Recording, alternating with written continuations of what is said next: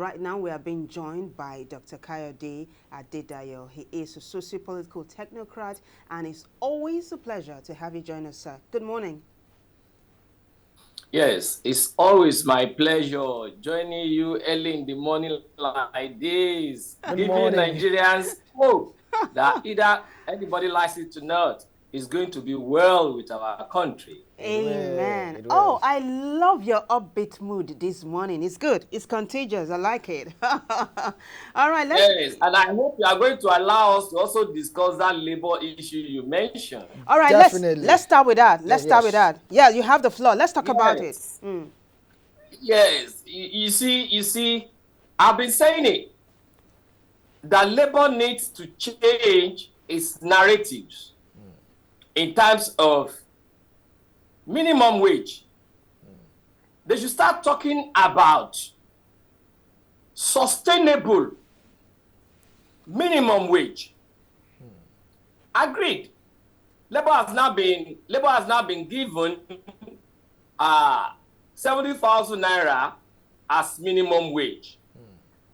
But the issue is this: can you compare the value of this 70,000 naira to the value of the former 30,000 naira?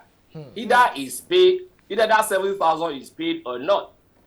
Now, petroleum product prices had reached the roof level. Electricity tariff has increased. When I buy 10,000 naira token before, it normally gives me about 145, 47 units. But now that 10,000 naira is giving me less than 45 units. Are you with me? Now tell me, how sustainable is that 70,000 naira? That is one. Two, when it concerns private sector, are those people going to increase salaries also to minimum of 70,000 naira? I was talking with a friend of mine yesterday that has an hotel. I said, now that minimum wage has been increased to 70,000, are you going to increase your workers, the minimum paid here, 70,000? How are you going to be able to finance that? What am I saying here? Labor should go beyond asking for increase. Rather, talking about bringing down the rate of inflation. For instance, let them tell the government and ensure that pump price of petrol should come down. Pump price of petrol should come down. Electricity tariff should come down. When those two comes down, prices of commodities, goods and services will also come down. And by so doing, it will now have a multiplier effect on all workers, either organized labor or private sector. All right? So asking for 70, okay, what's the importance of this 70,000 naira now? To what extent will this 70,000 naira be able to purchase goods and services that labor had been talking about? So are you now saying that you are going back to the drawing board again to ask for cushion effect of this?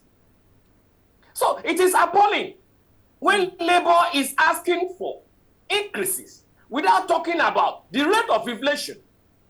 Yeah. Because the moment you put it there, that sustainable, the moment you put sustainable minimum living wage there, government will have known that any little increase in anything will affect that.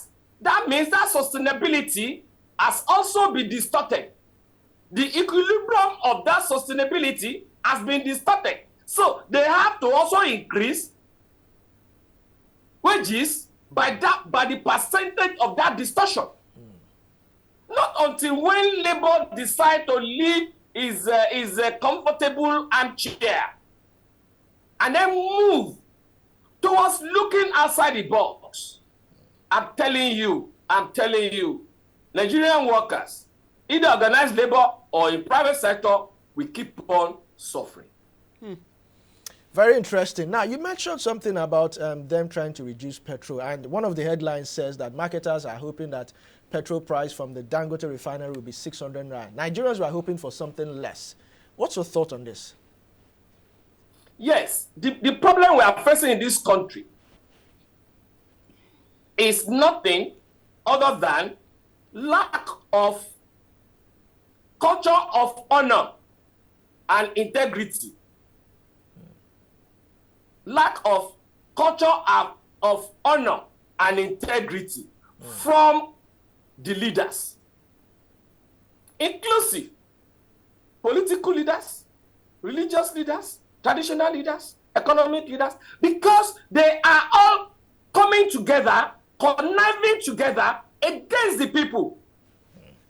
In the first instance, should we even be buying petrol for more than 80 naira per liter in this country? Should we even be buying more than that? And I gave you where I'm coming from. Okay. When NNPC, it has been ascertained, it has been fully ascertained that when NNPC was selling, when pump price was at 190 naira per liter, NNPC was making a profit of 100 naira per liter. This present 10th National Assembly affirmed that at its resumption. So tell me, what is it that is now making us to be buying petrol at that price? Even the present price. What? Talking of Dangote refinery, we are all aware of the problems Dangote have been facing with that particular refinery. To the extent that even a section of it, we read it in the papers, I was not there. We had it in the news that a section of it got burnt of recent. So we have all seen the series of sabotage coming in to Dangote, trying to reduce the pump price of petrol in this country. We have also seen the extent of the international community frustrating Dangote refinery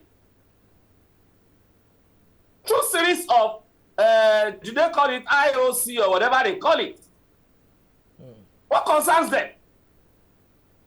There is nothing we are facing in this country other than lack of culture of honor and integrity. Listen to this. The world powers, they even said it, that with Dangote refinery coming into operation, is going to distort their activities in the world, especially in Europe. We all read it. So are you now saying the comfortability of Nigerians is now going to distort your lifestyle in Europe?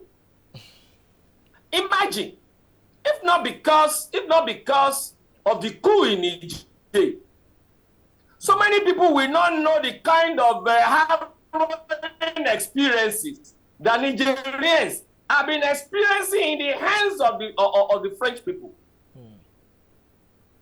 They will not know. They don't want us to grow. They don't want us to have respite. They don't want us to have good living, because they know the moment we are able to have good accommodation, good feeding, education, health, and other social infrastructure, we will be comfortable enough to be able to develop our society and then make Africa the new leader of the world, which they don't want. And that's why they have been, one way or the other, installing leaders over us through our political elite, the religious elite, the traditional elite, and the economic elite. So not until when the people, we the people, you and I, decide to hold the bull by the horn and say, enough is enough. Enough is enough. Honestly speaking, when sin know nothing yet. And what is it that I have now been preaching to the people? It's nothing other than we having ideological, democratic system. Ideological, democratic system instead of democracy of survivor. Democracy of survivor in terms of people coming to us, giving us palliatives as a form of propaganda, as if they are nice to us. They are not nice to you. I'm telling you. Somebody coming to tell you that he is going to give you free bags of rice, free Maggi, free beans, free Indomie, free spaghetti. No, the person doesn't like you.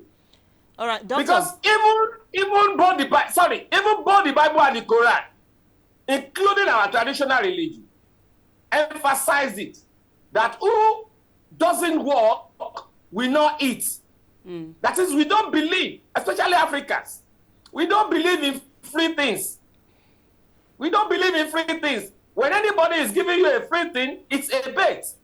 It's not like you setting a trap for a rat. You are now putting a bait there. The rat will look at it, free food. Not knowing that it's a bait. All this is a bait.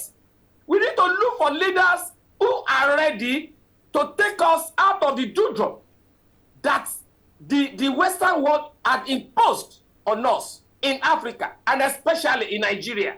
Because they know, immediately Nigeria gets itself together, immediately Nigeria is emancipated from the excruciating pains in which it's experiencing now, then Nigeria as a leader in Africa will be able to bring other Africans together to release ourselves from the subjugations of this Western world.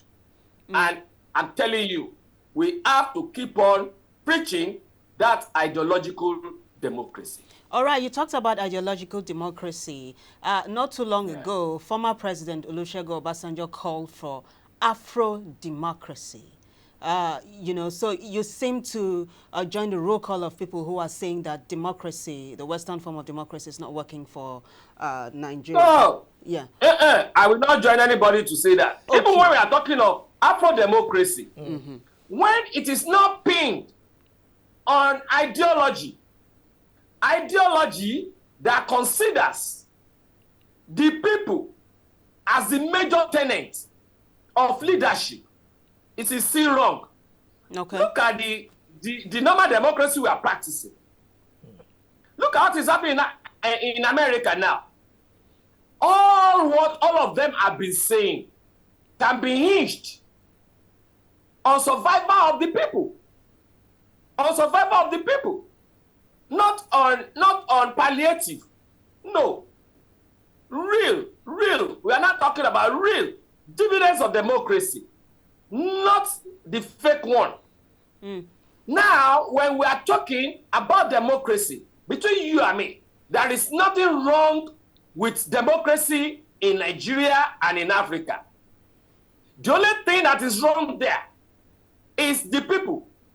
The people that are leading, that are the leading figures there. The people that are also following them, because they have refused to put on the fluorescent in their head to be able to discern what is good and what is bad. All right, can you hold on, because we have 2 minutes to wrap this up. Talking about a system that works for Nigeria, if you take a look at the front page of the Punch, major headline says federal government and governors reach 3-month agreement on local government allocations. And then the rider, that's where I want you to focus on. Government is worried about 1990 era when local government couldn't pay teachers, workers' salaries. What's your take on this? Just 2 minutes, sir. You see, when you're talking about local government, the state government, and the federal government, each and every one of them has constitutional stipulations as regards their functions. All right? Yeah. And a corollary to that has to do with allocation of resources. Allocation of resources. To what extent are these local governments being allocated the resources that are due to them? Again, to what extent are these local governments allowed to exploit and annex the resources domiciled within their local government? You know, those are two issues. Because you are supposed to exploit and manage the resources within your local government, while at the same time get subventions from the federal government as stipulated by the Constitution. So when those two are being put together and then being allowed to go accordingly as stipulated by our Constitution, what do you think is going to be the problem with the local government? Because the local government is closer to the people. The people will be able to go to their council and then ask questions. Both the chairman and the councillors live among the people, not too far from them, trekking distances. Unlike when you ask me now to move from my domain in Ifakojayi to Alausa, which one do you think will be cheaper for me to go? I rather go to the council within my local government than traveling to Alausa. So if that being the case, there is no way local government will not be able to pay salaries, especially when the locals can realize what I call the other time ideological democracy. All right, thank you very much, Dr. Kayode Adedayo. We do appreciate it. It's always refreshing to get your thoughts. We do, of course, hope to get again from you. Yes, thank you. It's my pleasure being with you. Enjoy the rest of your day. You Thanks too. for having me. You're welcome. Yeah.